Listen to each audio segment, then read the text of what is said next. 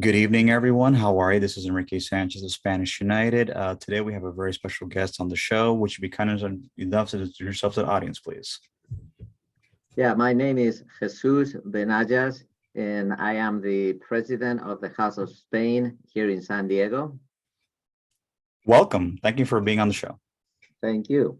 As we spoke per se on email, we would like Spanish United, which is my foundation organization, we would like to inquire more of the House of Spain. What does the House of Spain do in terms of the community, in terms of the Spanish culture, the Spanish people, and with the Hispanic community at large? So you could try to answer to the best of your ability. Okay, sounds good. So go ahead. That's my question. So my first question is, when did the House of Spain start?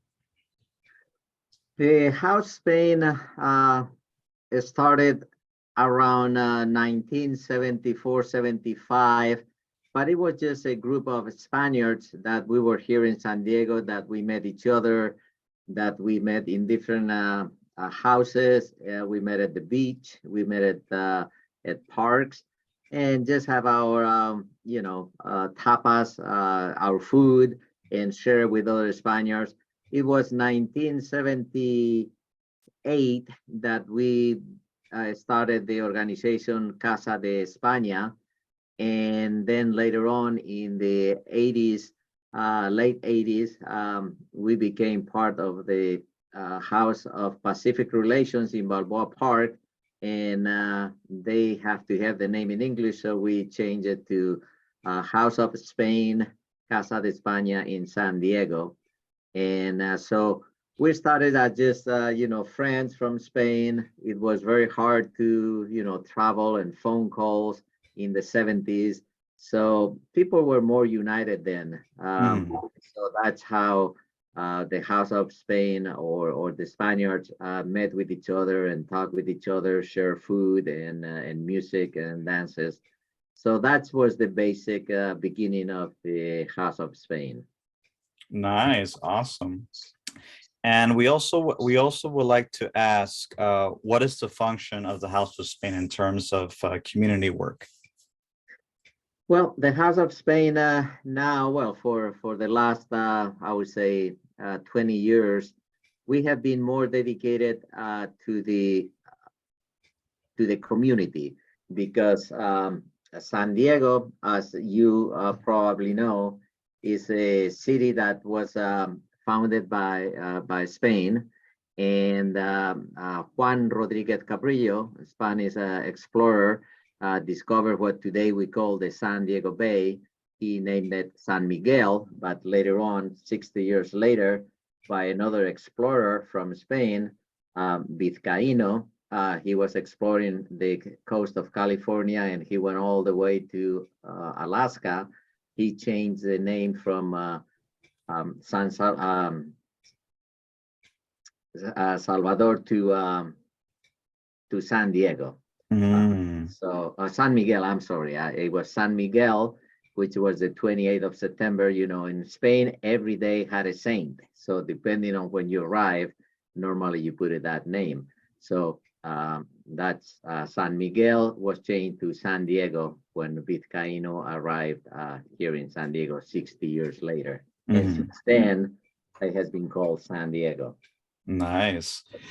One of the things that we do in Spanish United is that we are a civil rights organization. We are in the field of advocating for Hispanic rights, also for Hispanic unity. I chose the name Spanish United because Spanish is the language of Spain, but it's also the language of Latin America, de toda la hispanidad. So I chose Spanish United to unite all Spanish-speaking people, because I feel that as a group, we are more powerful and we can do more than we are just like individual nations. At the same time, to express Hispanic unity and Hispanic solidarity, because in reality, all Hispanic people, we all come from the same gene pool. Doesn't matter what we look like or where we're born, but we all have Spanish blood in us. And one of the things that we promote is the positive image of Spain, at the same time to reunite Hispanic people with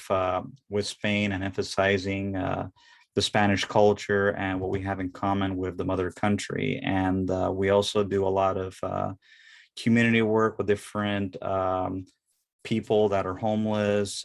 We provide food, water, shelter. We try to help people get into housing. And I also reach out with different Hispanic communities. Like I've spoken with the Cuban community, Dominican communities, Mexican community, so that way we could have a better working relationship, because Spanish United, we're all about working with different Hispanic groups for the unity of the Hispanic family as a whole.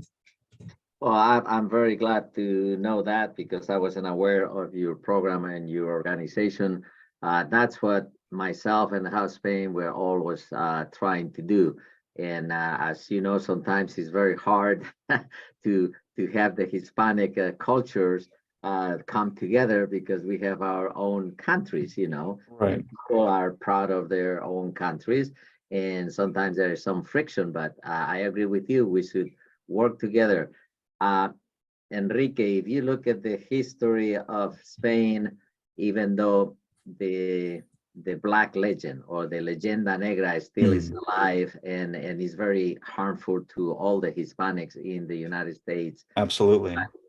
But if we are in the United States right now, so if all the Hispanics would join and understood how much Hispanic people have done to build the United States, it would be amazing. People don't know that Spain, working with France, they were involved in the American Revolution. Right. Without Spain, Bernardo de Galvez probably is the biggest hero, which, by the way, finally in 2014, after a couple of 100 years of being dead, Bernardo de Galvez is an honorary citizen of the United States, and there is a painting at the Capitol in Washington. And when I say Spain, we have to understand that, New Spain, which is, includes Mexico and Central and South America. The Caribbean. Yeah, the Caribbean, you're absolutely right. The Philippines, Equatorial Guinea, Yes. Western Sahara. Right. And it was, 1821 when the independence of most of the countries occurred. But if we look at the United States, Juan Ponce de Leon, discovered Florida in 1513. And that is 107 years before the Mayflower Pilgrims. And to me, what it has always annoyed me in a way is that the American history starts with the Pilgrims arriving, the Mayflower arriving in 1620. And you have Florida, you have Georgia, you have Alabama, Mississippi, Texas, New Mexico, Nevada, Arizona, California. For 107 years before the Mayflower arrived, the Hispanics, and when I say Hispanics, is because even though when Spain discovered or found this land, or whatever you want to call it, the rules of Spain was that this territory, the natives would become Spaniards anyway. So Spain had the philosophy like the Romans in Spain, over 2,000 years ago. If the Romans conquered Spain, the Iberia Peninsula, or France, or whatever, they were Romans. They were not French or German or whatever. They were Roman. Of course. And that was the philosophy of Spain. The people where they were found, and Spain claimed that land for Spain, you became Spaniard. What happened was that there were good people and bad people, and some felt more, that they were more than the others. But Spain in 1514 has the law that it was legal to intermarriage. That's why Spain has married with indigenous people from, like you said, from Mexico or the Caribbean or South America or the Philippines, they were Spaniards. Mhm. And so people see that because they have different names, you know that you're married with these other uh, people, they think that that was discrimination. It's not. It was just identifying that these people are married, but they were legal. And it was in 1514. Do you know when the United States of America, what we call the United States of America today, has the law of interracial marriages? In 1965. Uh, I understand we're 1964, but we're close enough. Mhm. Exactly. So that's 500 years before. And that's why when you look at at how many indigenous people there are in Mexico, according to the statistics of Mexico, 90%. If you go to Colombia or you go to Chile or you go to all the Hispanic countries, we have over 75% to 90 plus percent of indigenous people, and languages still remain. Do you know what is the percentage of indigenous people in the United States? Less than 1%. Exactly. And in Canada, Less than 1%. my understanding was 4%, but close enough. So that tells you Australia, New Zealand, you don't have native people either, practically very little. yeah, because the English, the Americans, and other cultures, they exterminated them. Spain married them. They wanted them to be part of the culture, and that's why there is all these still indigenous people, descendants from the original uh, tribes. Mhm. And that's the thing that I educate people that Hispanic culture, in my opinion, is one of the few cultures in the world that you could be of any ethnicity and you could be be part of it. I think Hispanic culture is very inclusive. Like you said, everyone was able to assimilate, while in other countries where that were colonized by other powers, in the case of Britain, the English became the majority, or in the case of the French or the Germans or the Italians, because it was other countries that had colonies, it was only the colonists that kept their culture, while the rest of the population, they still didn't even speak the language. So that's something they always emphasize when a lot of people say that Hispanic people are exclusive. I say it is not true.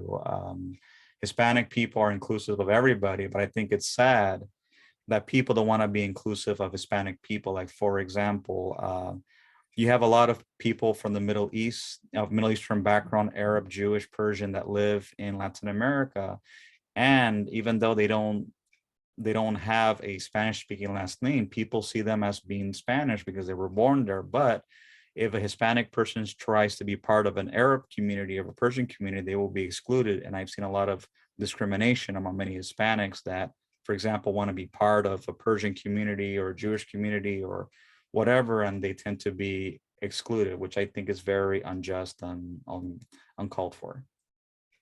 Yes, I agree with you. And now that you mentioned that, you know, one of the reasons that Spain, as I said earlier, follow the philosophy of the Romans. If they discover or they claim some new lands, they would become, Spaniards. Or uh, in Spain, as you well know, and this is another interesting thing. When I came 50 years ago and talked to my friends from Mexico and Cuba and Puerto Rico and so on and so forth, was that they say, "Oh, you're a Spaniard, or you're a real Spaniard." I said, "Well, what do you mean by real Spaniard?" Like, "Well, you're just same type of people." I said, "No, Spain was made out of Romans, made out of Arabs. Without the Arabs and the Romans, Spain would not exist. Then you have the Jewish people, and so we all mix together. We have, many of the cities in Spain. They have the three cultures. The Muslims, the Jews, and the Catholics, and that's one of the main reasons that Spain was very inclusive in all these discoveries of the world. And people they don't teach it. They don't want to learn that the biggest empire in the world was Spain. Like you said, the sun never set. It was from Europe, from Spain, all the way to the Philippines. So there would always be sun someplace in the world that would be part of the Spain. So it was inclusive. And yeah, like that's one of the things that I say, that Hispanics are very inclusive, and we are inclusive today. Like even if someone is mixed, let's say Hispanic with another ethnicity or race, they count them as being Hispanic. But if someone is of a mixed race, even if they look more like one race than the other, ethnicity than the other culture will not accept them, just the fact that they are Hispanic. Yeah, and you find this in the United States. A lot of the Indian tribes in the United States, you have to have so much percentage of the Indians to be even accepted, and this and that. So to me, a lot of the Native Americans that are survive, and they survive because of Spain, they are very, very exclusive. They are not including people. And another thing I also wanted to ask, I saw on the website that the House of Spain is doing like scholarships for people, for students to go to Spain. So is that to promote the Spanish language and to have a better connection to the motherland? I wanted to ask about that. Well, yeah, we do offer a $1,000 scholarship, but you have to read the rule. It's not really to go to Spain. It's to continue your education. So it has to be when you graduate from college. And some of the rules, of course, are, and they are on the website. You have to be a member of the House of Spain. You have to participate, your family or you, on different things during the year, and then you qualify to get the scholarship. And we give, as I said, $1,000 a year to one person. But it's not to go to Spain. You can use it here to continue your education if you go from high school to college or to the university.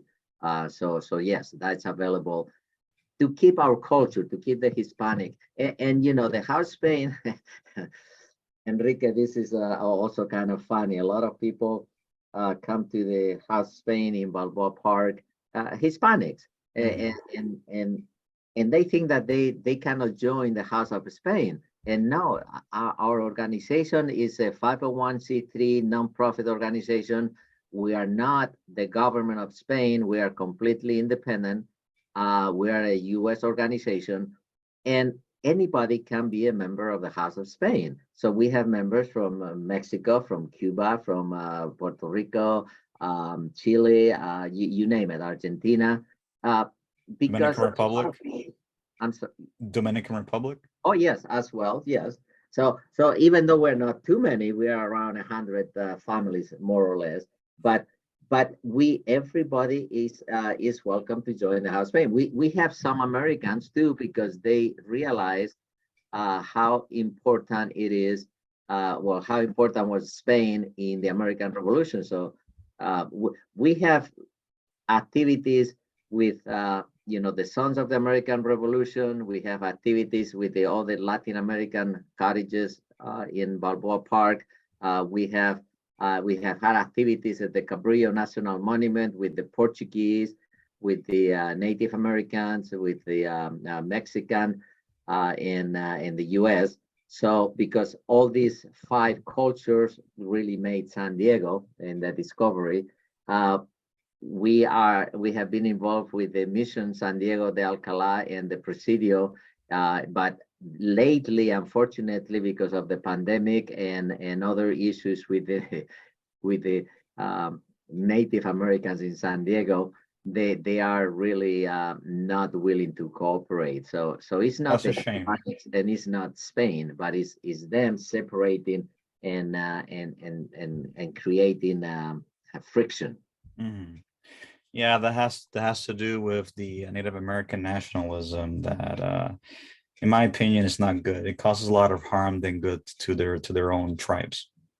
Yeah, what I say to people, we should learn from the mistakes. That's what we're supposed to do as human beings. How can we Absolutely. improve? How can we improve and look into the future? Don't look back and just look back at the bad things. Look at the positives that we have, you know, Exactly. Eh, and that is my philosophy, and that's what I'm trying to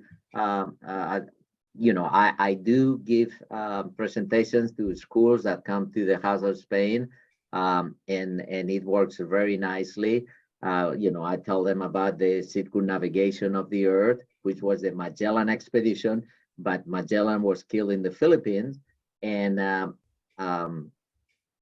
Juan Sebastian Elcano was the Spaniard that continued and was able to return to Spain after 3 years, only one ship and 18 people from different cultures, mhm. Italian, Portuguese, Greeks, and I think maybe one French, but 10 of them were Spaniards.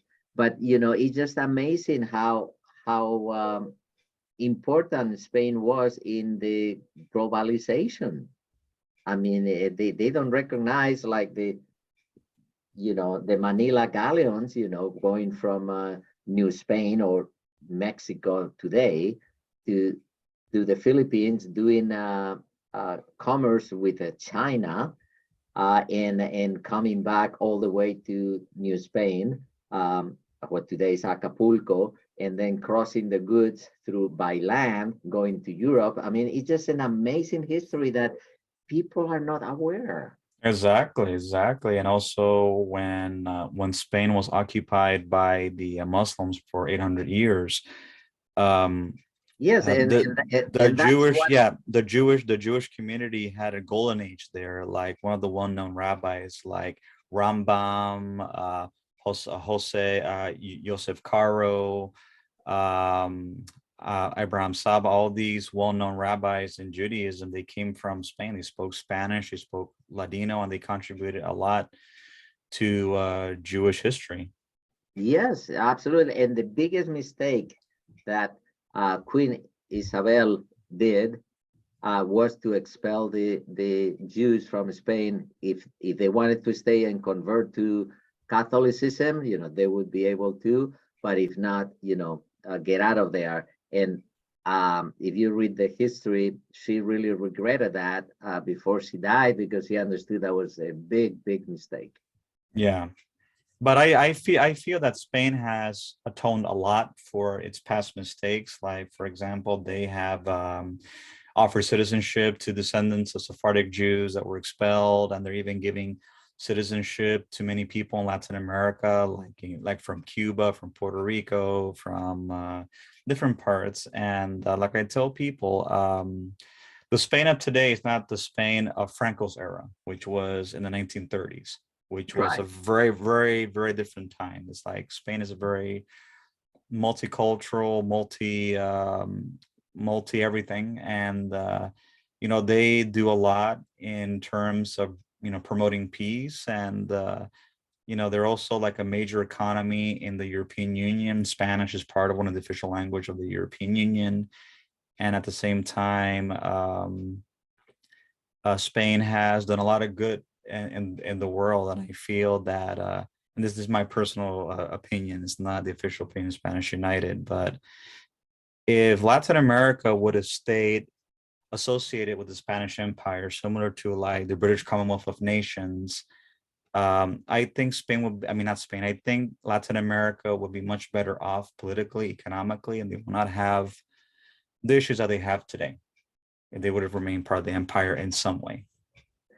I don't really know, but I would agree with you. I mean, if you look at the history of Bolivar and the independence, he did a lot of good, and I'm glad that they got their independence.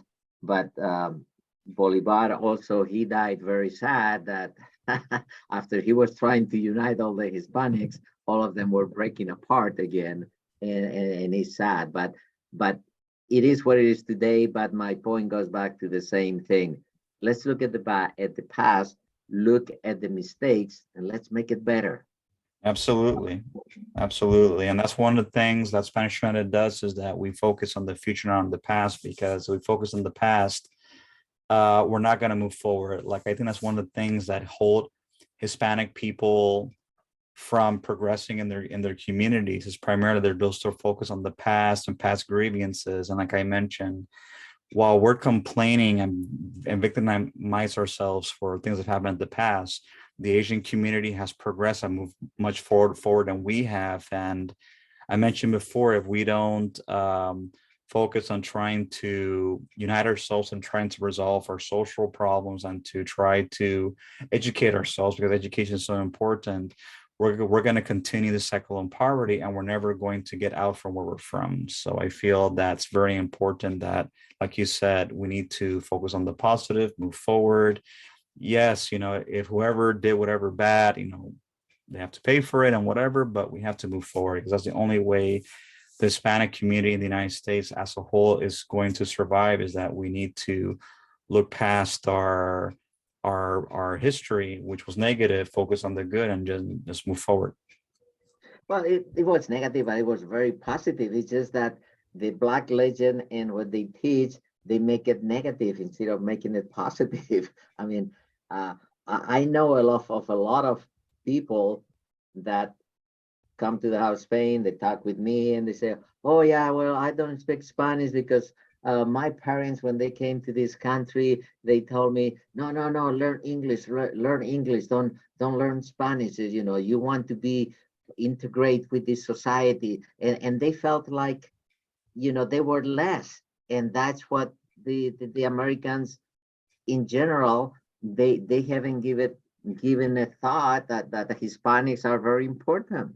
I mean, Enrique, if the Hispanics in this country, if we all stop working and stop cooperating, the economy will go down the hell. Well, look at what's happening in Florida, Well, yeah, well, in Florida and other places, but yes, you're Texas. absolutely right. Yeah, Texas is to me is just even worse. But yeah, it's just most of the Hispanics we don't know. Unfortunately, uh, I guess I don't know if because of poverty. Uh, as I tell people, see, most of Americans they treat Hispanics like we are all illegal, that we are all drug addicts, that we are Uneducated. uneducated, and we have engineers. Myself, I'm an electronic engineer, retired. We have doctors, we have lawyers, we have you name it, and half, well, no more than half, probably 75%, they are Hispanic descendants, but they don't recognize it. They don't even want to be associated Right. because, you know, that is the biggest problem that I see. And like you, I wish they would evaluate and look at the history, the facts. I agree with you. I agree with you. And that's one of the things that we're trying to do, is we're trying to educate people, in the Hispanic people, about their history and the facts, to try to keep them connected to their culture, by doing workshops, by doing outreach. Like I tell people, you don't have to necessarily donate money, but you could donate your time, you could donate, whatever resources you have, and to promote that Hispanics can give back to each other. And the only way that's going to change is that there needs to be more role models. Like, I'm not perfect. I'm not saying I'm trying to change the world, but I feel that I will be the one that will spark the mind that will actually make the change. So that's the philosophy that I go by. Yeah, and nobody's perfect, Enrique. I mean, if I thought that I was perfect, I'm dumb, stupid. We are human beings. Our brains and our uh, wishes and desire. We are complicated people. All of them doesn't matter. If you are from China or you are from Europe or you are from the Americas or whatever, the basic things of human beings is the same. But then we have our tempers and our fights, and we don't learn from our mistakes. Exactly. I agree with you. Well, I wanted to say, Jesus, thank you so much for being on the show. We just come to the end of our time. to your listeners on the House of Spain. If anyone wants to get a hold of us, we are on all social media platforms. We are on Spanish United YouTube, Spanish United Facebook, Instagram, and Twitter. And we also have PayPal and Cash App in Spanish United. Everyone wants to donate, but it's appreciated. And as soon as I am finished, I will email you and text you the link. And again, thank you so much for being on the show, Jose. I truly appreciate it. And hopefully we can work together on a joint venture in the future. Yeah, and please, you're welcome to come to the House Spain. You know, I'll give you a little tour. I mean, it's a cottage. It's not huge. I mean, it's small, but we have these 500 years of history, and we're trying to work and unite and to teach the people how important Hispanics are in the United States, and we should be very proud of our ancestry. Absolutely, and I'm more than willing to work together with you to achieve that objective. Well, thank you very much, and until next time. Have yourself a wonderful evening. You too. Bye-bye. Bye.